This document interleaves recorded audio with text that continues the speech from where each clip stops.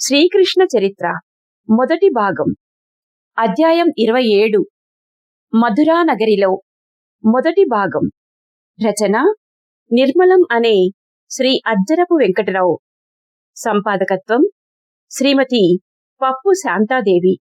సమర్పణ సౌభాగ్య నిర్మలం ఫౌండేషన్, న్యూఢిల్లీ. స్వరం సమ్మెట ఉమాదేవి.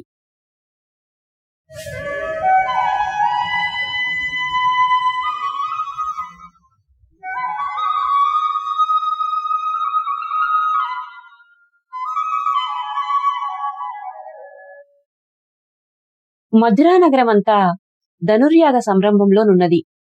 నగరమంతా చక్కగా అలంకరించబడింది. బజారులన్నీ తీర్థ ప్రజలతో కోలాహలంగా ఉన్నాయి. ఇద్దరు మనుష్యులు కలుసుకున్న ప్రతి చోట ఒకటే మాట చెప్పుకుంటున్నారు. అది కృష్ణుని విషయమే. అక్రూర ముఖ్యుడు బృందావనంకి వెళ్లి దేవకీ వసుదేవ నందనులను తీసుకుని వచ్చాడట. అందులో చిన్నవాడు దేవకీ 8వ కొడుకట. అతని చేతులలోనే కంసరాజునకు చావున్నదని నారద మహర్షి జోస్యం చెప్పినాడట. ఆ చిన్నవాని పేరు కృష్ణుడట. అతడు భగవంతుడేనట. ఎంతో మందినో రాక్షసులను చంపినాడట. ఇంద్రుని ధిక్కరించి పరాభవించాడట. గోవర్ధనగిరిని తన వ్రేలిమీద నిలబెట్టి పైకి ఎత్తి గొడుగులా పట్టుకున్నాడట. ఆ వార్తలు ఆ నోట పట్టణమంతా వ్యాపిస్తున్నాయి. చిలువలు పలువలు పెంచుకుంటున్నాయి. కోటలోనికి కూడా ప్రవేశించాయి. అంతఃపురంలో కూడా అల్లుకుంటున్నాయి. రాణుల చెవులలో దూరాయి. రాణులలో 2 జరాసంధ చక్రవర్తి కూతుళ్ళు. వాళ్ళు భయమును పిరికితనమును ఎరుగరు. దేవకి 8వ కొడుకును గురించిన వదంతులు విన్నారు. అతడు రానయ్యున్నాడని తెలుసుకున్నారు. అది కూడా ఒక విధముగా మంచిదే అనుకున్నారు. గత 25 సంవత్సరాల నుండి దేవకి అష్టమ గర్భాన్ని గురించిన భయము రాజును వేధిస్తోంది. ఆయన ఆ భయముతోనే జీవిస్తున్నాడు. ఆ బాలుని సంగతి అటో ఇటో తేల్చేస్తే రాజు నిశ్చింతగా, నిర్భయంగా, సుఖంగా బ్రతకవచ్చును. అప్పుడు తమకందరికీ సుఖము కలుగుతుందనుకున్నారు రాణులు. నిజం అన్నారు వారలను ఆశ్రయించిన దాసదాసీ జనులు. మధురానగరంలో కంసునికి విధేయుల కన్నా విరోధులే అధికంగా ఉన్నారు. వారంతా విమోచనం కోసం ఎదురుచూస్తున్నారు. దేవకి 8వ కొడుకు ఎప్పుడు వస్తాడు? దుష్టరాజు పొగరు ఎప్పుడు అణుస్తాడు? మధురలోని ప్రజలు ఎప్పుడు సుఖంగా గుండెల మీద చేతులుంచుకొని నిద్రపోతారా అని వారు 1000 కళ్లతో కనిపెట్టుకుని చూస్తున్నారు. కృష్ణ బలరాముల ఆగమన వార్త నగరమంతా వ్యాపిస్తోంది. దేవకి 8వ కొడుకు, దేవకి 8వ కొడుకు అంటూ ప్రజలందరూ గుసగుసలు మాని బహిరంగంగానే చెప్పుకుంటున్నారు. ఆ బాలుడు భగవంతుడేనట. అతడి దర్శనం ఎప్పటికి లభిస్తుందో కదా అని కొందరు ప్రజలు ఆతృత పడుతున్నారు. అతడు భగవంతుడా? నిజమేనంటావా? అయితే నారద మహర్షి జోస్యం ఫలిస్తుందా? అబ్బో, మన రాజు దుష్టుడు. ఆ బాలునికి ఏమి ప్రమాదం కలిగిస్తాడో? ఛీ, భగవంతునికి ప్రమాదం కలిగించటం ఎవరితరం? అతడు భగవంతుడైతే అతడిని అతడే రక్షించుకుంటాడు. అంతేకాకుండా ప్రజలందరినీ రక్షిస్తాడు అనుకుంటున్నారు ప్రజలు. పాపం, దేవకి ఎన్నాళ్లు కష్టపడిందో ఈ బిడ్డడి కోసం. పెండ్లినాటి నుండి చెరసాలలోనే ఉంది పాపం. 6 పిల్లలను ఆమె కంటి ఎదుటే చంపేశాడు ఆ రాక్షసుడు. వాని పాపం ఇప్పటికి పండింది కాబోలు అనుకుంటున్నారు వృద్ధ వనితలు. మధ్యాహ్న సమయానికి నగరం బయట తోటలోనికి చేరారు గోపముఖ్యుడు నందుడు, అతని పరిజనము. కృష్ణ బలరాములు వాళ్లను కలుసుకొని వాళ్లతోనే ఉండిపోయారు. అందరూ భోజనాలు చేశారు.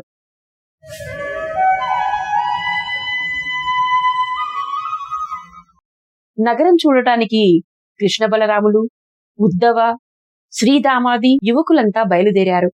మధురా నగరం చాలా బ్రహ్మాండమైనది. పెద్ద పెద్ద కోటలు, కోటల చుట్టూ ప్రాకారాలు, ఆ ప్రాకారాలలో బురుజులు, ఆ ప్రాకారాలకు చుట్టూ ఎత్తైన అగర్తలు, పట్టణంలో తీర్చిదిద్దిన రాజవీధులు, ఎన్నెన్నో మేడలు. చూడడానికి కన్నుల పండుగలాగుంది. ఆ నగరంలోని ముఖ్యులు, రాజోద్యోగులు అందరూ ధనవంతులే. విశేషములగు భూగోధనము కలవారు. కంసరాజు కబలించినంత కబలించినా ఇంకా వారికి చాలా ధనముంది. ముఖ్యులందరికీ పెద్ద పెద్ద మేడలు, గజములు, తురగములు, రథములు, బండ్లు, మేడల చుట్టూ ఉద్యానవనములు అంతా వైభవంగా ఉన్నాయి. వాటినన్నిటినీ ఆశ్చర్యంగా చూచారు గోపాల బృందం. కృష్ణ బలరాములు వీధి వెంట నడుస్తుంటే ఆ పురజనులెవ్వరూ చెప్పకుండానే ఆనవాలు పట్టారు. గోపకాంతలు పాడే కృష్ణలీలలు వారంతా విన్నవే. ఆ పాటలలోని నాయకుడు నెమలిపించపు తురాయితో తమ ముందు నడుస్తుంటే ఆ నీలమేఘశ్యాముని ఆనవాలు పట్టటం వారికి కష్టమనిపించలేదు. పురసుందరులు అతనిని మేడల మీద నుండి చూస్తున్నారు. గొల్లవనితలు పాడే మధుర గీతాలు పురణకు తెచ్చుకుంటున్నారు. అడుగో నల్లనివాడు, నీలమేఘశ్యాముడు, పీతాంబరధారి, నెమలిపించంవాడు, అడుగో కృష్ణుడు, అబ్బా ఎంత అందగాడు, నిజంగా విశ్వమోహనుడే, ఇతడేనా దేవకి 8వ కొడుకు? కంసరాజుని చంపుతాడా? అంత భయంకరమైన ఆ మీసాల పోతును ఈ సుందర సుకుమార గాత్రుడు జయించగలడా? ఏమో, ఇతడు భగవంతుడట. గోవర్ధనగిరిని ఎత్తి వ్రేలిమీద నిలబెట్టాడట. నిజమేనంటావా? ఏమో బాబూ, మనకెందుకు? నిజమే అయి ఉంటుంది. లేకపోతే ఎందుకు చెప్పుకుంటారు? అది నిజమే అయితే కంసరాజు పని కస అనుకుంటున్నారు కృష్ణుని చూచిన పురభామినులు. కృష్ణ బలరాములు వీధి వెంట నడుస్తుంటే దేవకి 8వ కొడుకు, దేవకి 8వ కొడుకు అని రహస్యంగా చెప్పుకుంటూ ప్రజలు గుంపులు గుంపులుగా వారి వెంటబడుతున్నారు. రాజవీధిలో నడుస్తున్నారు గోపాల బృందం. ఒకచోట రాజరజకుని ఇల్లు కనిపించింది. రాజుగారి బట్టలు ఉతికి చలువ చేయటం, రంగులు వేయటం అతని వృత్తి. రాజుగారికి, రాజకుటుంబంలోని వారికి ఏ రోజుకారోజు ధరించే వస్త్రములను అందిస్తాడు. అతడు చాలా పొగరుబోతు. ప్రభువు సాన్నిధ్యంలో సేవ చేసే ఆస్కారము గల అందరు ఉద్యోగుల వలనే రజకుడు కూడా తానే రాజుననుకుంటాడు. సామాన్య ప్రజ అంటే అతడికి చీత్కారం. అందుచేత ప్రజలందరికీ అతడంటే అసహ్యం. కాని ప్రభు సన్నిధానవర్తితో విరోధం తెచ్చుకోవడానికి ఎవరిష్టపడతారు? అందరూ అతనికి దూరంగా ఉంటారు. ఆ రజకుని వద్ద రాజుగారికి, వారి కుటుంబీకులకు ఉతికి చలువ చేయబడిన బట్టలు సిద్ధంగా కనిపించాయి. ఆ ఇంట ప్రవేశించాడు కృష్ణుడు. బలరామ ఉద్దవాదులు అతని వెనుకనే ఉన్నారు. ఆ దేవకి 8వ కొడుకు వెనకాల పురజనులు కూడా రజకుని ఇంట ప్రవేశించారు. ఓయి రజక, మేమంతా రాజబంధువులము. రాజుగారి ఆహ్వానముపై ధనుర్యాగపు ఉత్సవాలకు వచ్చాము. మా మందలలో మాకు మంచి బట్టలుండవు. నీ దగ్గర ఇక్కడ మంచి బట్టలు చాలా కనిపిస్తున్నాయి. మేము రాజసభకు వెళ్ళాలి. మాకు కొన్ని మంచి బట్టలియ్యి అని అడిగాడు కృష్ణుడు.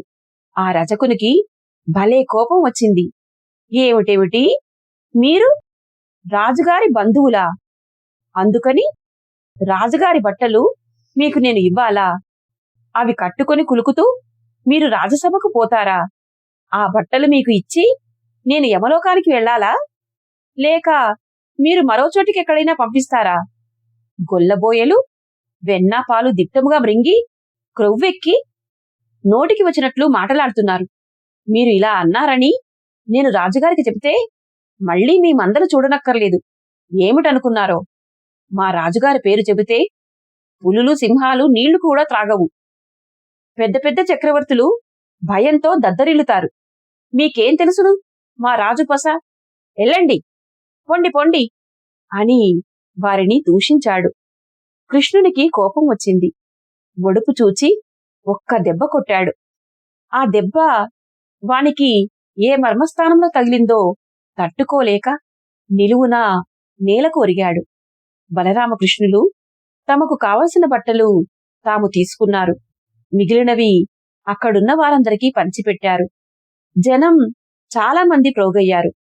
దేవకి 8వ కొడుకు ఒక్క దెబ్బతో దెబ్బ ఆనవాలు కూడా లేకుండా రజకుని నేలకు పడగొట్టాడు. వానిలో ఊపిరి ఉందో పోయిందో తెలియదు. ఎవరూ చూడలేదు. దేవకి ఎనిమిదవ కొడుకు, దేవకి ఎనిమిదవ కొడుకు. ఉత్త చేతి దెబ్బతో ప్రాణం తీశాడు. ఎంత సమర్థుడో!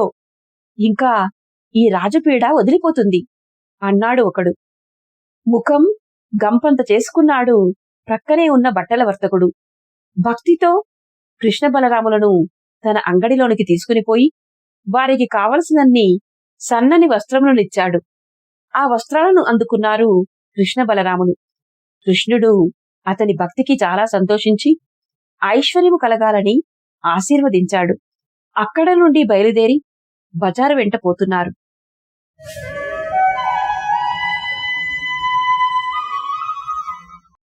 దేవకి ఎనిమిదవ కొడుకు వస్తున్నాడనే వార్త బజారందరికీ తెలిసిపోయింది. భయంతో కొందరు, ఆనందంతో కొందరు ఎదురు చూస్తున్నారు. యాదవ బాలుర చుట్టూ జనం మూగారు. కొంత దూరం వెళ్లేసరికి పూలమాలల అంగడి వచ్చింది. ఆ మాలకారుడు ఆ బాలురనందరినీ లోపలికి రమ్మని ఆహ్వానించాడు.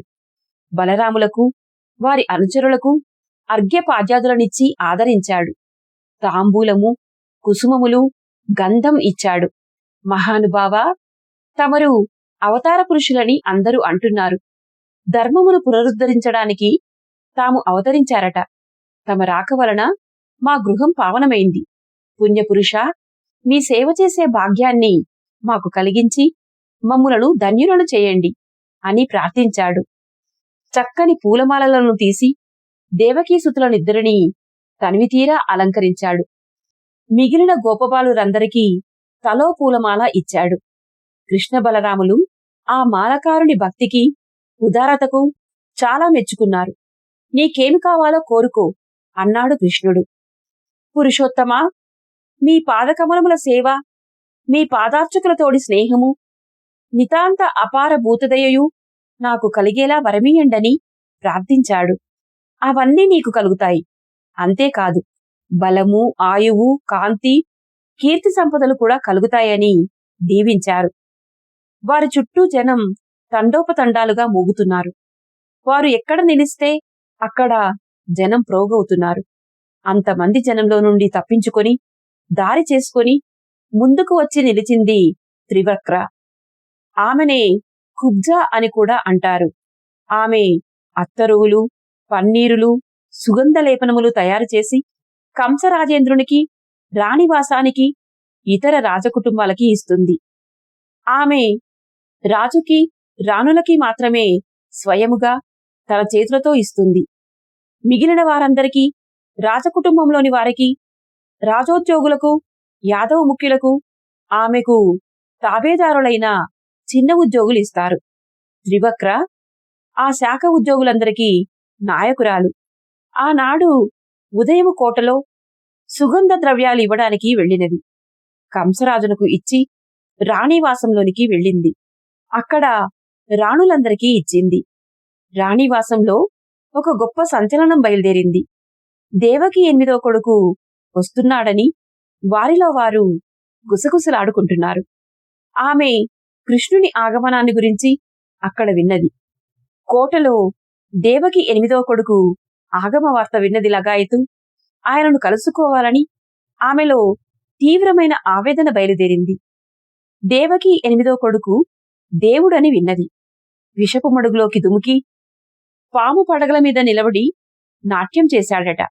గోవర్ధనగిరిని తన వ్రేలితో ఎత్తి 7 రోజుల పాటు గొడుగులా పట్టుకున్నాడట.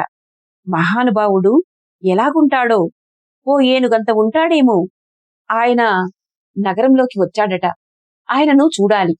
ఆయనకు తన అత్తరులిచ్చి పూజించాలి. ఆయన అనుగ్రహం వల్ల తన కుబ్జత్వం పోతుందేమో ఆశ. ఏమో, పోతే పోవచ్చును. ఎవరూ ఊహించలేని మహాద్భుత కార్యాలు చేసిన మహానుభావునికి ఇదో ఘనకార్యమా? వెంటనే లేచి తన వెండిపెట్టె నిండా ప్రశస్తమైన అత్తరులు, లేపనములు సమీకరించుకుని బయలుదేరింది. ఆమె అసలు పేరు మాలిని.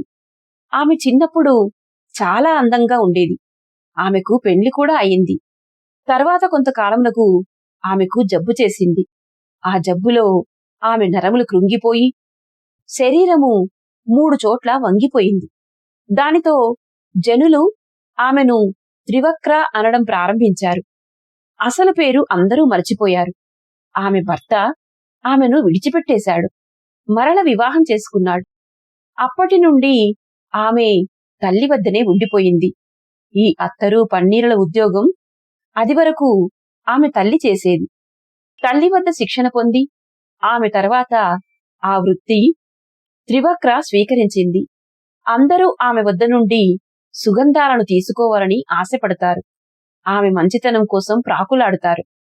ఆ సుగంధాల వ్యాపారంతో ఆమె పేటలో, రాణివాసంలో, రాజనగరంలో, రాజోద్యోగులలో, యాదవ ముఖ్య కుటుంబాలలో విశేషమైన గౌరవము, పలుకుబడి సంపాదించుకుంది. ఆమెకు కోటలో జరిగే కుట్రలు, ఆలోచనలు, రహస్యములు అన్నీ తెలుస్తూనే ఉంటాయి. దేవకి 8వ కొడుకును గురించి కోటలోని వారందరూ ఎంత భయపడుతున్నారో ఆమెకు తెలుసును. అంతమందిలో భయోత్పాతము కలగజేయగల ఆ ఘనుడు తప్పక భగవంతుడై ఉంటాడని ఆమె విశ్వాసం.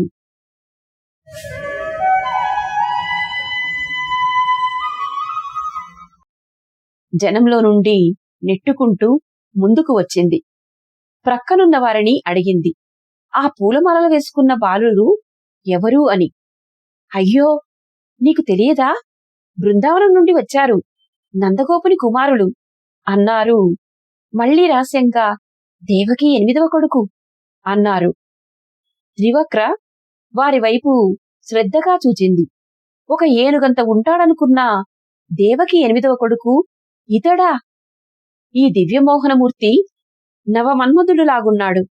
ఈ సుకుమారగాత్రుడా గోవర్ధనగిరి ఎత్తినది అని ఆశ్చర్యంగా చూస్తోంది. ప్రక్కవాడు మరల అన్నాడు, అలా చూస్తున్నావేమిటి? ఆశ్చర్యంగా ఉందా?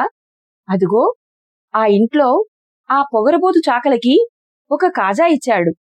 ఆ దెబ్బ ఎక్కడ తగిలిందో ఏంటో ఇంతవరకు లేవలేదు. పొగరు దిగిపోయింది. దేవుడి దెబ్బ అంటే ఏంటనుకున్నావు అన్నాడు.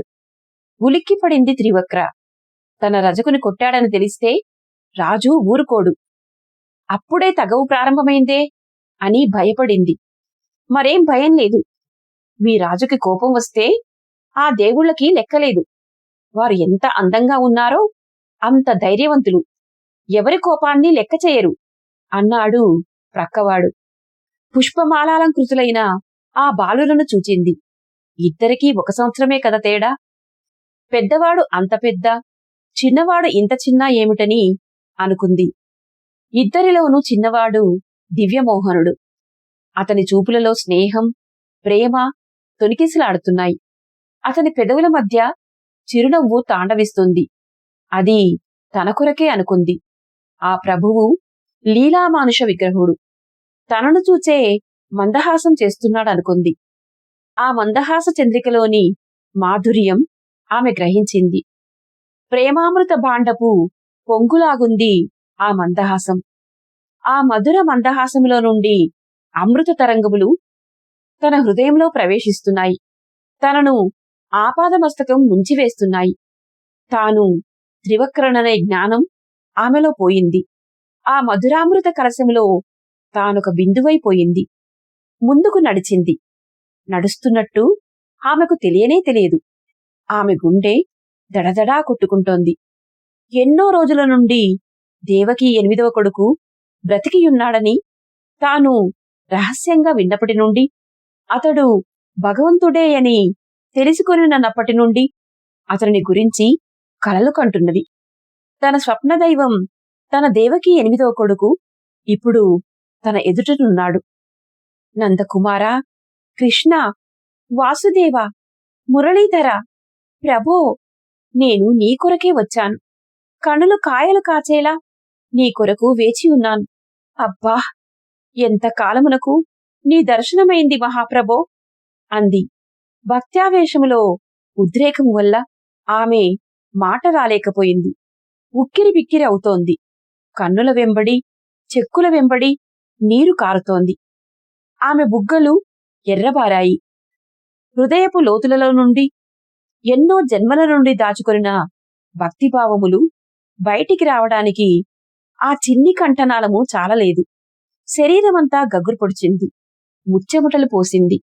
ఆ దివ్య పురుషుని పాదపద్మములకు సాష్టాంగ ప్రణామం చేసింది. పాదధూళి తీసి కండ్లకు అద్దుకుని శిరముపై ధరించింది. ఏమిటి, నీవు మాకోసం కనిపెట్టుకుని ఉన్నావా? చాలా బాగుంది. మేము వస్తామని నీకు ఎలా తెలుసును? అన్నాడు కృష్ణుడు చిరునవ్వుతో. ప్రభూ, మీరు వస్తున్నట్లు నాకు తెలుసును. మీకోసం, మీ దర్శనం కోసం, మీ పాదస్పర్శ కోసం ఎన్నాళ్ల నుండి కనిపెట్టుకుని ఉన్నానో చెప్పలేను ప్రభూ. ఎన్ని సంవత్సరములయ్యాయో నాకు తెలియదు. మీరు వస్తారని మాత్రం నాకు తెలుసును.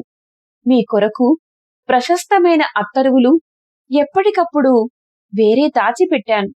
అవన్నీ ఇప్పుడు తెచ్చాను అని పెట్టె తెరిచి అత్తరువులందించింది. నీవెవరు? అన్నాడు కృష్ణుడు. ప్రభూ, నేను త్రివక్రను, ఒక మందభాగ్యురాలుని, పరమ పాపిని.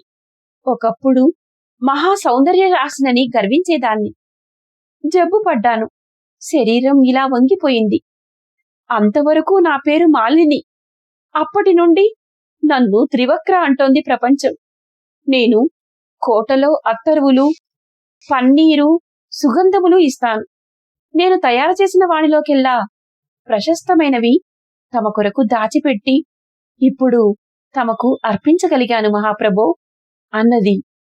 ఆమె శరీరము భక్త్యావేశముతో కంపిస్తోంది. ఆ లేపనములందుకొని కృష్ణుడు మందహాసము చేశాడు. ఆనందంతో ఉబ్బి తబ్బిబ్బయింది త్రివక్ర.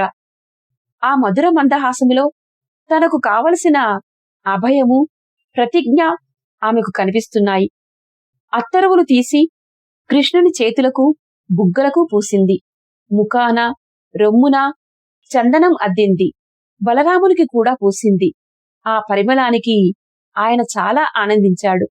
ఆ దివ్యపురుషుల ఆనందం ఆమెలో దివ్యోన్మత్తత కలగజేసింది. హే ప్రభూ, వాసుదేవ, భక్తజన శరణ్య, ఆశ్రిత మందార, అవ్యాజ కరుణా పారిన ఆదిదేవ, నాకీ కురూపము నుండి విమోచన కలిగించు దేవదేవా అని ప్రార్థించింది. ప్రజలందరూ త్రివక్త భక్తావేశములకు ఆశ్చర్యచకితులై నిశ్శబ్దంగా చూస్తున్నారు. నడిబజారు పవిత్ర దేవాలయముగా మారిపోయింది. ఆమెను చూచి దేవకి 8వ కొడుకు మరల చిరునవ్వు నవ్వాడు. నీ ఆదరణ అద్భుతము. నీవు కురూపివి కాదు. ఎవరన్నారు నీవు కురూపివని? నీవు చాలా అందమైన దానివి. నీ దైన్యమును విడిచిపెట్టుము అంటూ ఆయన తన ముందు మోకరించియున్న ఆమె పాదములను తన పాదములతో నొక్కిపెట్టి ఆమె గడ్డము క్రింద చేయి పట్టి ఆమెను పైకెత్తి, లే, నీ అందమును ప్రపంచమునకు చూపించు. కన్నులు విప్పి చూడు. నీ అందమును అందరూ ఎంత మెచ్చుకుంటున్నారో అంటూ ఆమెను పైకి లేవదీశాడు. ఆమె వక్రత్వం పోయింది. తన సహజ రూపంలో లేచి నిలబడింది. నిటారుగా నుంచుంది. తన శరీరమును తానే పరీక్షగా చూచుకున్నది. ఇదంతా నిజమే? తన వక్రత్వం నిజంగా పోయిందా? తన ఎదుట పరమపురుషుడు కృష్ణవాసుదేవుని, చుట్టూ జనాన్ని, చేతిలో అట్టరువుల పెట్టెను చూచింది. వాస్తవమే అనుకుంది. పరిసరములను మరచిపోయింది. సంఘంలో తనకు గల స్థానమును మరచిపోయింది. ఓహో, కృష్ణవాసుదేవా, నీవు భగవంతుడవు, ఆదిదేవుడవు, ఏమీ సందేహము లేదు. దేవకి 8వ కొడుకు దేవదేవుడు, లక్ష్మీనారాయణుడు, ఆశ్రిత మందారుడు, భక్తవత్సలుడు అంటూ గంతులు వేసింది. సంభ్రమాశ్చర్యములతో చూస్తున్నారు జనమందరూ. తాము చూస్తున్న దృశ్యాన్ని తామే నమ్మలేకపోయారు. హే భగవాన్, తమ అనుగ్రహం వల్ల నా వక్రత్వం పోయింది. నేను అందరి వంటి మనిషిని అయ్యాను అంటూ కృష్ణుని పాదాలపై పడి నమస్కరించింది. తన శిరోజములతో అతని పాదములను తుడిచింది. భగవాన్, ఈ దీనురాలి ఇంటిని పావనము చేయాలి, నా ఆతిథ్యము స్వీకరించాలి అని ప్రార్థించింది. మేమిక్కడికి ధనుర్యాగం చూడటానికి వచ్చాము. ఆ ఉత్సవములన్నీ అయ్యేదాకా ఉంటాము. వచ్చిన పని అయ్యే వరకు విందులు కుడుస్తూ కూర్చోకూడదు. ఉత్సవములైన తర్వాత మీ ఇంటికి తప్పక వస్తాను అన్నాడు కృష్ణుడు. త్రివక్ర వక్రత్వం పోవటం చూచారు ప్రజలు. తమ కండ్ల ఎదుట దేవకి 8వ కొడుకు ఆమె వక్రత్వాన్ని పోగొట్టాడు. అతడు భగవంతుడే. జై కృష్ణ భగవాన్, జై కృష్ణ భగవాన్ అంటూ జయ జయధ్వానాలు చేశారు.